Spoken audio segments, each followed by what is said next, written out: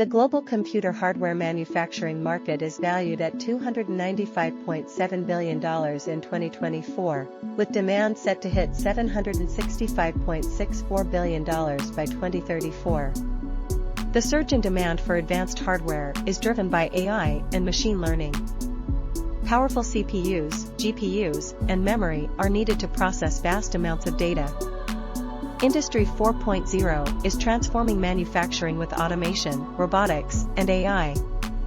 High-performance processing units and sensors are now in strong demand.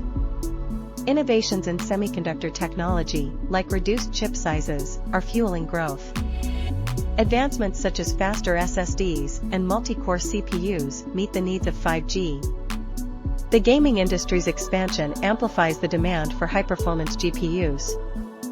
Virtual and augmented reality are also driving the need for gaming peripherals. With the shift to cloud computing, data center and server equipment demand rises.